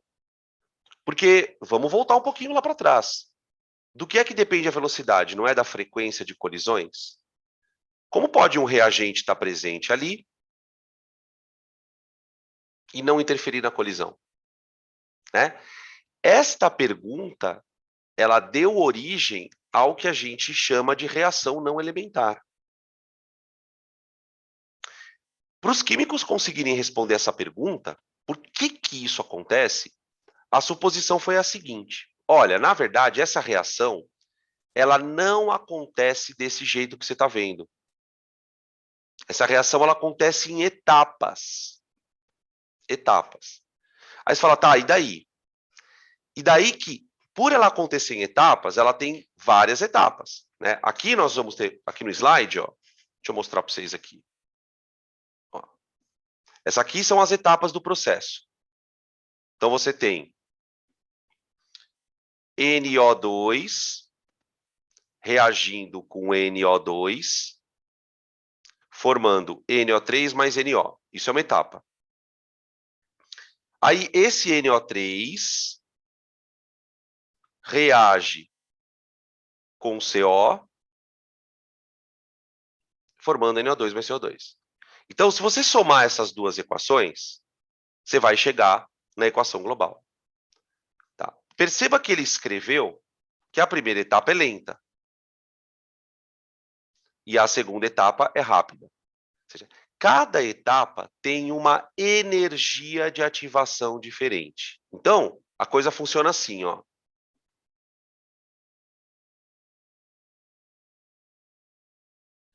Um gráfico de energia.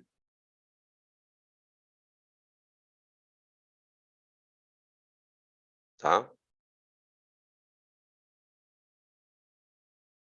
E aqui o gráfico, aquele eixo da energia, né? Olha como eu vou desenhar isso, gente.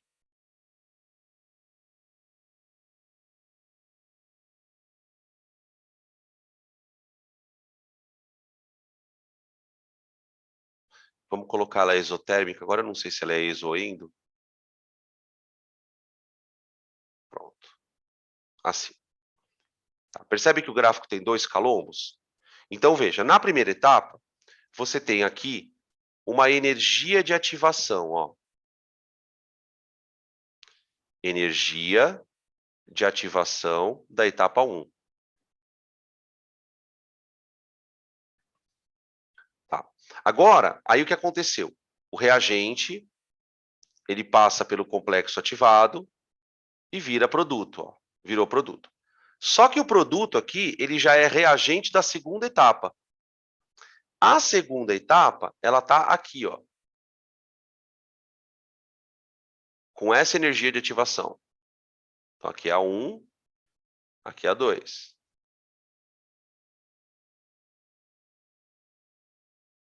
2. Tudo bem? Tá, agora vamos tentar juntar as peças. Quando a lei cinética dá uma coisa muito estranha, o que seria o estranho? Por exemplo, um reagente não aparecer na conta. O que significa isso? Que essa reação acontece em etapas, ou seja, não é aquilo que você está vendo, e mais, cada etapa tem uma velocidade. Cada etapa tem uma velocidade. Quando você descobre a lei cinética, compare a lei cinética com a etapa lenta.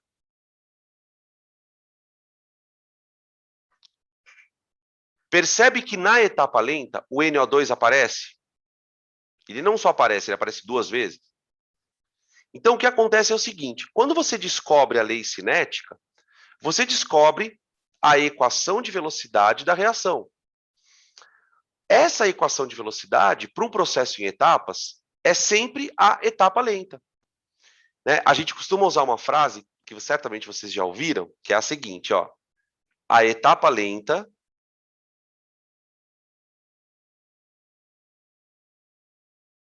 é a responsável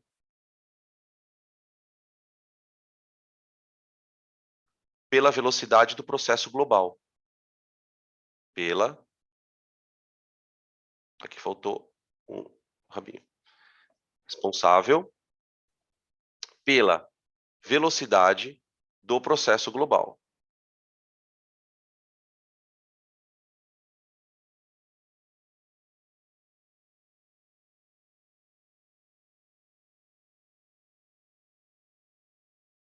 Global. Tá? Então, nas reações elementares, e a gente só vai descobrir que a reação não é elementar, gente. Isso que é a parte estranha da história. Você só descobre que uma reação é elementar quando você chega na equação cinética e vê que está faltando reagente. Você bateu o olho na equação, viu que está faltando reagente na lei, pode ter certeza que esse reagente... E aí você entende o seguinte, né? Por que o CO2 não aparece? Como ele está na etapa rápida, a etapa rápida não é aquela que é a mais importante na reação, porque ela não é a mais lenta. Né? Tem muito aluno que tem uma certa dificuldade de entender esse conceito. Fala, professor, por que a etapa lenta é a responsável pela velocidade? Uma comparação que você pode ter é a seguinte. Imaginem que vocês são 3 amigos, tudo bem? E vocês vão combinar de chegar num restaurante. Só que o combinado é o seguinte, vocês só vão começar a comer quando todo mundo chegar. Concorda? Então, o evento só acontece quando todo mundo chega. Você concorda que enquanto mais lento não chegar, ninguém vai comer? O que acontece? Veja só. Olha para a etapa lenta. A etapa lenta, ela produz NO3. E por que o NO3 é importante? Porque ele vai ser usado na próxima etapa. Então, se essa etapa for lenta, ela vai segurar a velocidade. Quer dizer, a velocidade do processo em si é apenas a da lenta, porque é ela que está travando. Concorda? Então, é por isso que a gente diz, numa reação que não é elementar, numa reação que ocorre em etapas, quem é responsável pela rapidez? A etapa lenta. Por que essa percepção é importante? Porque se você tiver que usar um catalisador, você tem que usar aqui. Não adianta você catalisar a etapa rápida. Eu tenho que catalisar quem é mais lento. Porque ao acelerar isso, eu aumento a velocidade do meu gargalo, né? A minha reação lenta é aquela que segura o processo, tá? Tudo bem? Então, o catalisador, se você quer catalisar um processo desse tipo, né, não elementar, ele precisa ser usado para catalisar a etapa lenta. Tá bom? Beleza. Podem tirar print.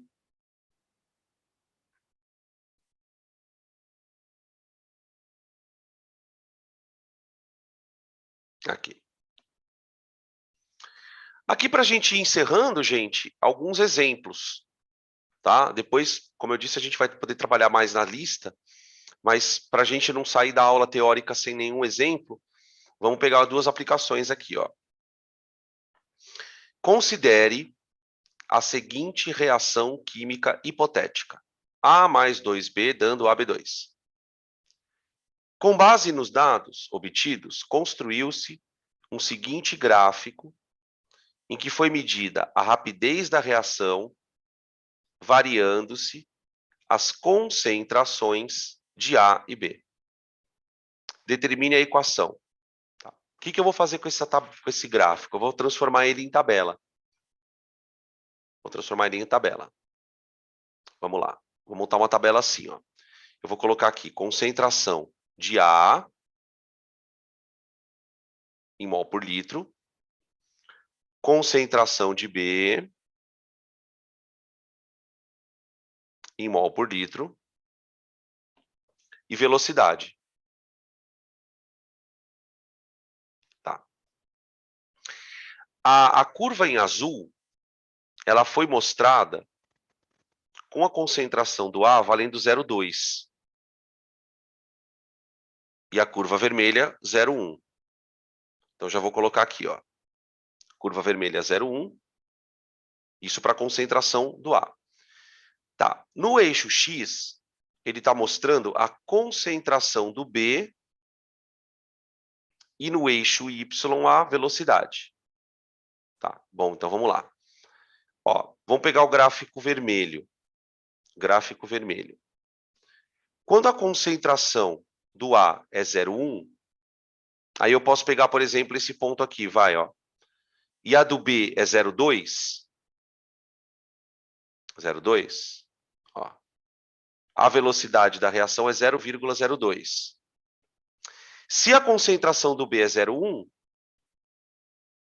aí a velocidade é 0,01. Então, vou colocar ela aqui, ó. 0,01. Velocidade. Não, peraí, eu fiz conta errada aqui. Opa. Concentração do B, 0,1. Oxi. Acho. 0,1. Aí a velocidade é 0,01. Ah, eu vou aumentar essa tabela aqui, porque tem mais dado, ó. Eu vou pegar 2 pontos para o A, ó. 2 pontos para o A e 2 pontos para o B. Ó. Tá. Então, o primeiro ponto que vocês estão vendo na tabela, ele está aqui, ó. Esse aqui é o primeiro ponto. Agora eu vou pegar o segundo ponto aqui, ó. Concentração do A 0,1 e o B 0,2. Tá? E a velocidade vai para 0,02. Olha lá, já dá para perceber aqui, ó, que você já consegue matar. Tá. Agora, eu vou pegar... Tem um pontinho ali na tabela, esse pontinho aqui, ó, que é o ponto na azul. Quando a concentração do A é 0,2 e a do B é 0,1. Então, a velocidade é 0,02. Ah, esse outro ponto não dá para pegar. São 3 pontos mesmo, né? Eu todo felizão que ia conseguir 4 pontos. Pronto, ó, peguei lá os 3 pontos que o gráfico me deu. Agora eu vou fazer a comparação. Ó, gente, bem simplesinho. Aqui eu vou comparar os experimentos onde o B foi dobrado, ó. O B foi dobrado. Quando o B foi dobrado, a velocidade dobrou. Ah, beleza. Então, para o B é primeira ordem. Para o B é primeira ordem. Para eu achar o expoente do A, eu vou olhar para os experimentos 1 e 3. Porque aí eu vario só o A e o B é mantido constante. Então, aqui eu vou multiplicar por 2, ó. Ah, a velocidade dobrou também, ó. A velocidade dobrou. Então, quer dizer, a equação de velocidade, ela vai ser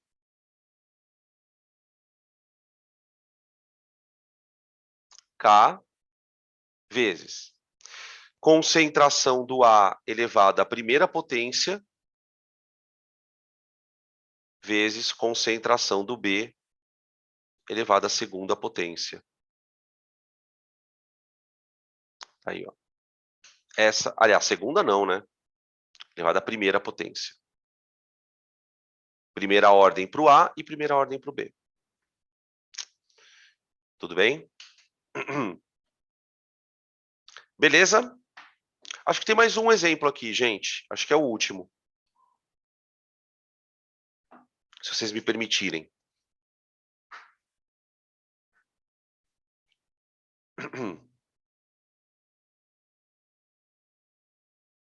Pegar aqui. Ah, não, é isso mesmo. É isso mesmo. É isso. Fechamos. Aí, fechamos.